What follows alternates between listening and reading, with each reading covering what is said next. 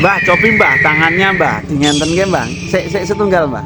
Nggih, ngenten nggih. Ah ini loh. Sahabat semua, Mbah Murdi ternyata Rojo Keling seorang simianen. Wow, kita mboten sengaja bertemu nggih Mbah nggih. Mboten kula iki. Wah, Jenengan tepang Mbah Pawiro Sukar, Mbah Niti Sadargo, menawi Mbah Wongso Ijaya atau Kiai Tumbar, Wongso Pawiro, tepang boten Mbah? Wongso Pawiro niku nek ra kleru wetan dalan ning Kliwon. Samet-samet tentang Mbah Kamem Mbah. Dulu ada yang pernah, karena niku kan sedulure Mbah Mbah Canggahe Mbah Udi Kliwon juga. Lah, niku nggih pertama Nggih. cungkup waune ra cungkup. Nggih. Cungkup niku kabeh dibubrai. Nggih. Niku kula men mboten melu napa-napa men Nggih. donga ngangetke sing do mbubrai. Oh, sinten nek mbubrai Mbah? Wis derek kathah sepuh-sepuh. Aduh, Mbah termasuk kijinge Mbah Kamem. Nggih niku anu nggih termasuk riku.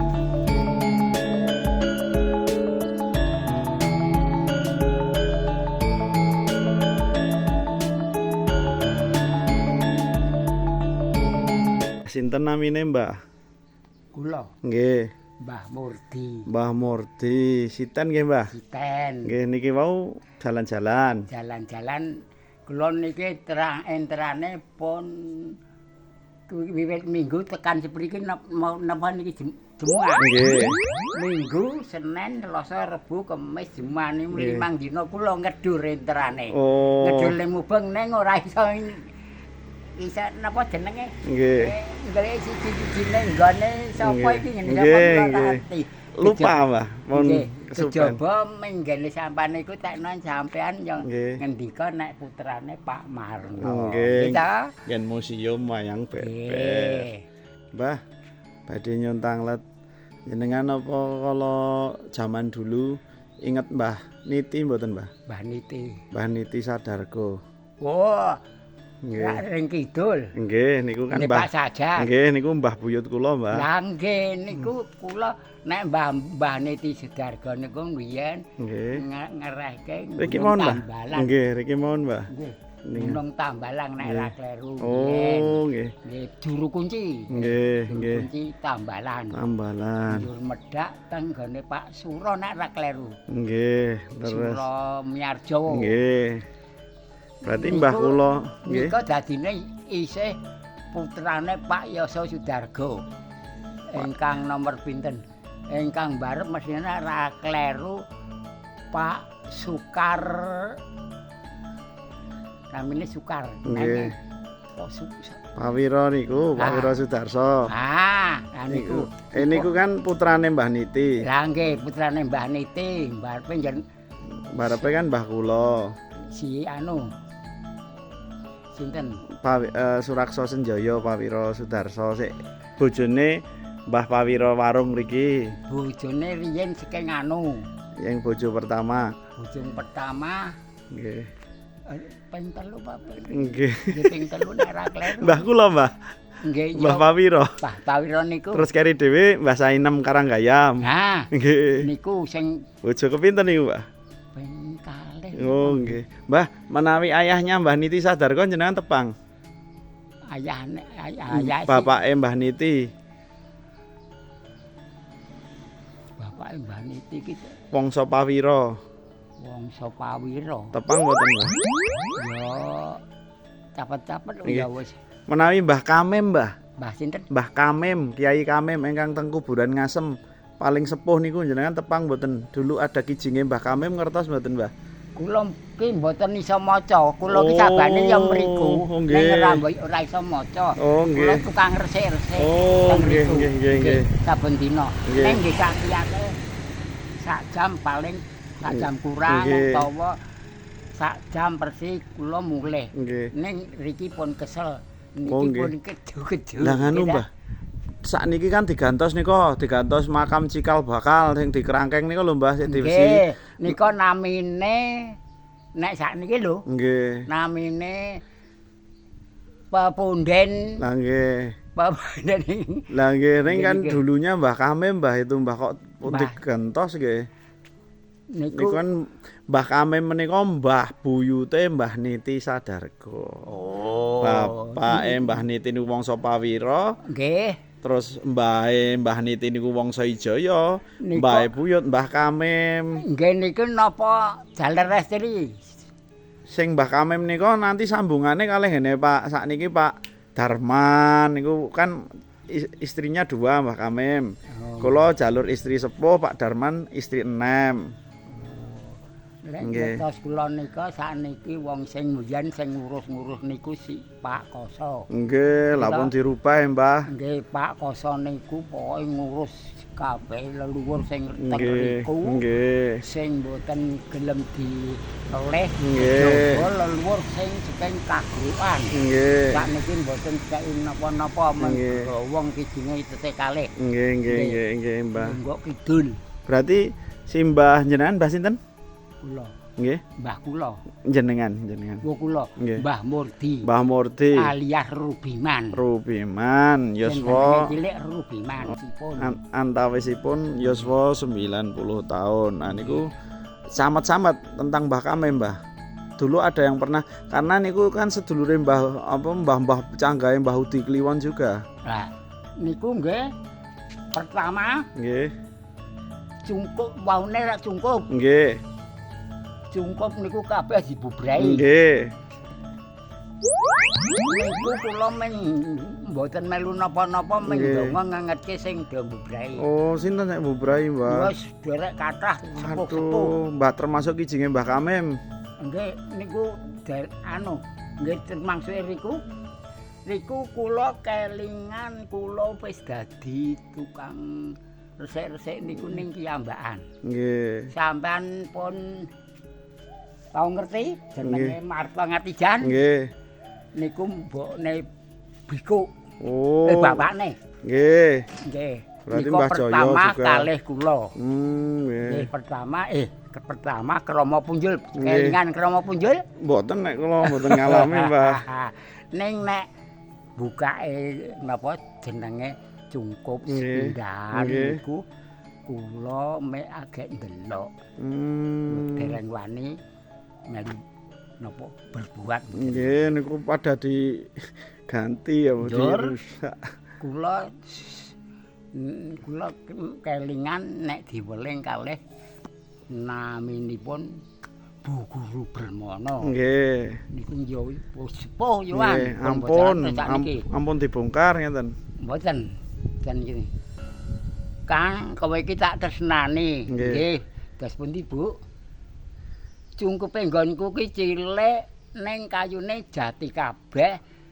Aku lahir terus sing batin oleh dipek nguwong ning Oh, kowe nggih. aja melu njukuk. Oh, nggih. Wis cuwila kae aja melu njukuk Nggih. sing ndeke sampeyan. Nggih, nggih, Gampangane nggih. nggih ta.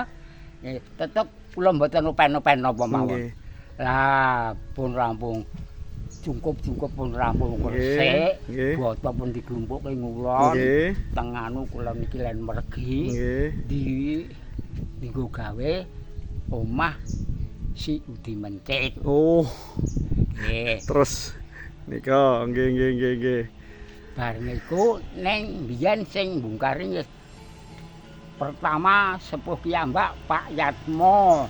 Pak Yatmo Nggih. niku bapakne jenengan ngendika Nggih. Darman. Nggih. Nggih, Pak Yatmo, Pak Rama Punjul, Nggih. Pak Suro ki bapakne Jum. Nggih. Kidul niku. Anu Mbah, berarti niku Mbah Joteruno jenengan ngertos. Mbah Pak Darman niku, Mbah Yatmo, terus Mbah Joteruno enten mboten kijinge dulu. Mbah Joteruno niku putra-putrinya Mbah Kamim dari istri 6. Kula Mboten kemutan, Mbah. mboten tek dong niku Nggih. nalika kula kalih si anu Bateraimu habis. wonten sarian Nggih. Martongarjan niku Nggih. dang-dang rika jeleh. Mbah Jenggot jeleh. Oh, Mbah Jenggot jeleh. Nggih. Martongarjan jeleh. Terus Ning niku medhake saking Krama Punjul lho. Nggih. Pertama kan Krama Punjul karo bapakne Jemangin. Nggih. Yo nek Jemangin yo kelingan. Mboten. Mboten. Niku sik bongkar mau, Mbah. Mboten. Sing bibit pertama resik-resik Nggih. Oh, nggih. Romo Punjul Punjul. kalih si makne Jemangin, makne Jemangin utawa Slamet. Nggih. Mbah, ajeng badhe tanglet malih, Mbah. Menawi Mbah Mbah Jenggot. Mbah Jenggot. Nggih, niku pedanyangane niku napa niku Mbah dulunya? Ah, sing anu niku sing damelke tugu. Nggih. Niku kula mboten ngertos. Hmm. Wonten sing ngertos ning bocah isih ya sepriki tesih. Nggih. Jarene tenggane Karjo blek. Nggih, Pak Karjo nggih sedulur kula. Niku dhek liwat kidule Pak Karjo niku. Nggih, Lindu Gedhe. Nggih ya pokoke Lindu Gedhe sing diarani apa jenenge? Gempal bumi. Nggih, Kembal Bumi. Lindu gawe omah dadi boto saking Jaratang niku. Nggih. Dadi rampung, dadi omahe Loh. ana.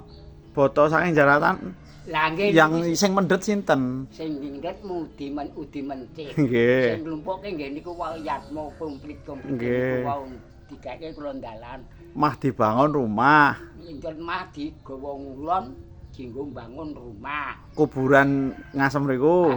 Saking kuburan Ngasem niku botone. Badane sikil riku. Nggih. Kita wonten 4.000. Nggih. Gawa ngulon kabeh pinggir sawah. Nggih, nggih. Buka omah Udi Mencit. Nggih.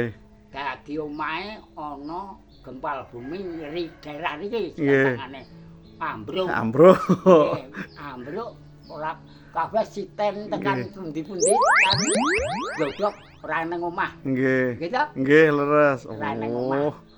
Kejaba pendopo. Nggih, Nek nggih. pendopo niku kula ngerti nggone Bu Marwanti iki kula dalan. Nggih.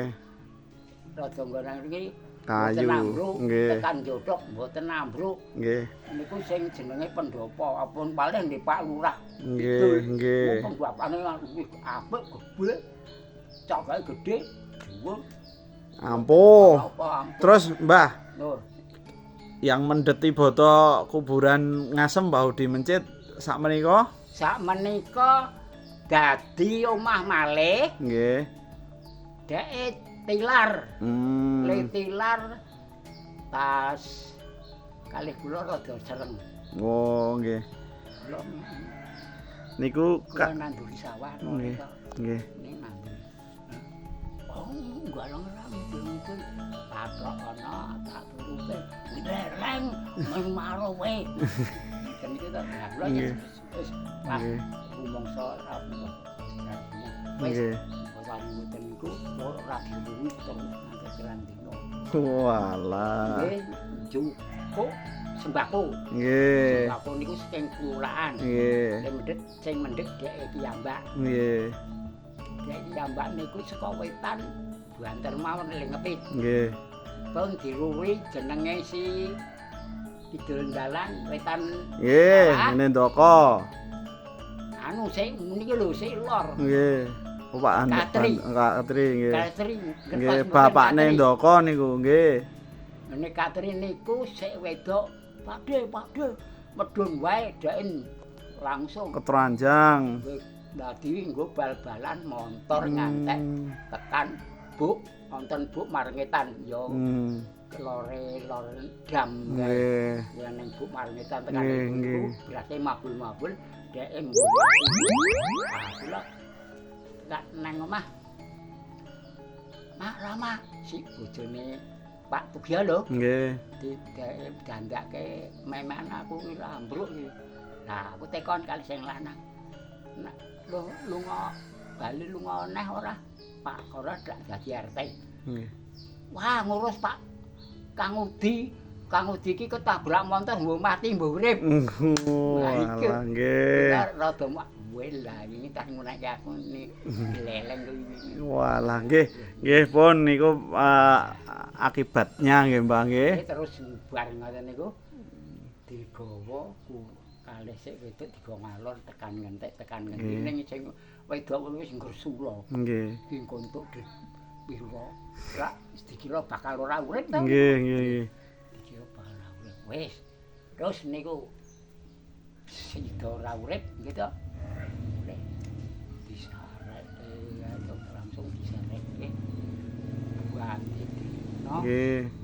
Pitung dinane sing wedok arep opek kawin karo ya wis pokoke arep kanggo ngono. Nggih. Apa? Sik nata lho kuwi. Mbahne niku sing Nggih. tuwa. Nggih. Nata Bragong. Wah, Pak sak blulu wae. Arep pitung dinane prewan. Wis kongkon wong sida. Pak iki wae. Sakane sak blulu-bluluke. Lah des wis ora kocok napa-napa. Ora mesti dadi pitung dinane mboten. Dhek terus lunga. Nggih. Sik wedok lho.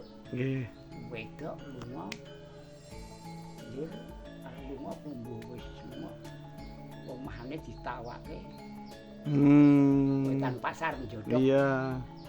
Klanen. Nggih. Kedadean wong Klanen. Gitu? Nggih. Wong kula omong Nggih. nang Mbah Murti. Mbah Murti.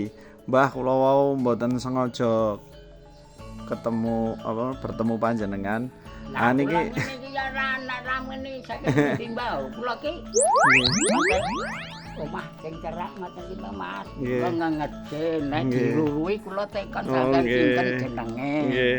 Wis Nggih. dhewe Jilayan. Nggih. Oh, sampai riko. Nggih, sepisanan niku. Nggih. Jilayan niku putune Wardi. Nggih. Mbah, monggo lenggah maneh, Mbah. Putune Nggih. si anu niku nggih. Kula wis kesuwen karo ngomong-ngomong. Oh, alah. Oh, berarti ket mau enjing, Mbah. Waduh. Ket mau enjing. Ben, dek minggu. Mbah, niki enten hal menarik lho, Mbah. Jenengan niku kok garis tangane kok garis sami kalih kula, Mbah. Napane? Monggo lenggah riyen, Mbah. Enten garis tangane unik lho, Mbah, jenengan niku, Mbah. Dipun. Garis tangane lurus. Nggih. Garis tangane tengen niku lurus kados kula ngenten iki, Mbah. Kula mau mboten sengaja kok lihat garis tangane jenengan, Mbah.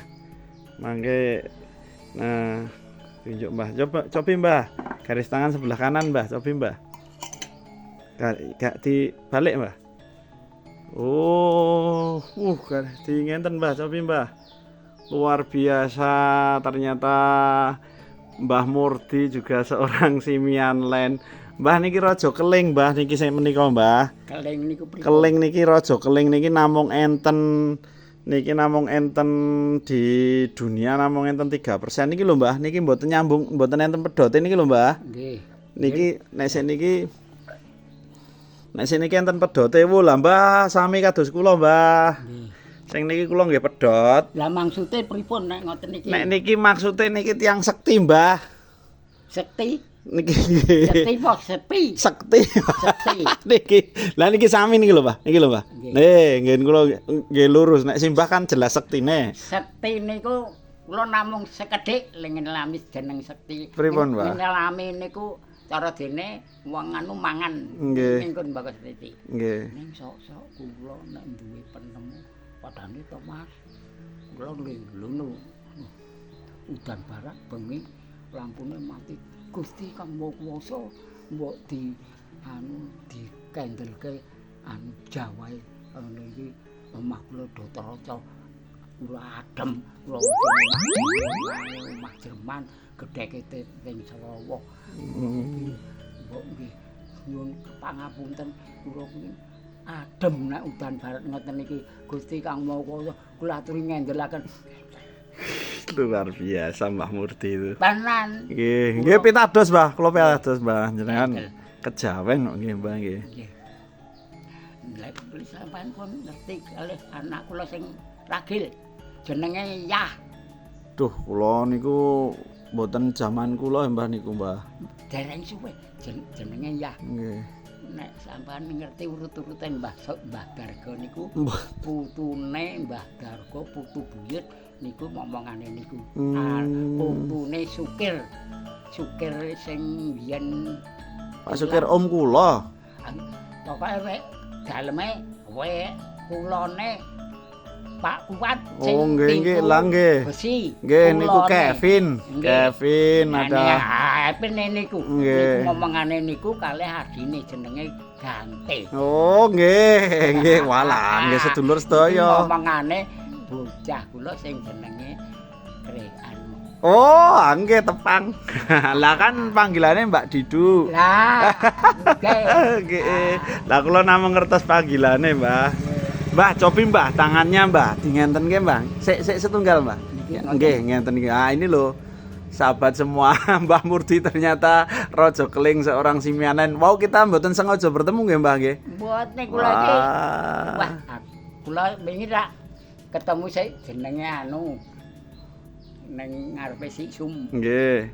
Kuren Wetan Jarak. Nggih. Pae napa? Jenengan tepang Mbah Pawiro Sukar, Mbah Niti Sadarga, menawi Mbah Wangsa Ijaya atau Kyai Tumbar, Wangsa Pawiro, tepang boten Mbah? Wangsa Pawiro niku nek ra kleru Wetan Dalan nang Udi Kliwon. Nggih dulu. Nggih, nek ra kleru lho. Niku anu bapakne Mbah Niti, Mbah. Mboten nek. Kula ki nek wangsa Pawiro niku. Nek Mbah Niti niku ya Ning Wangsa Pawiro niku nganu, sedulure Mbah Udi Kliwon.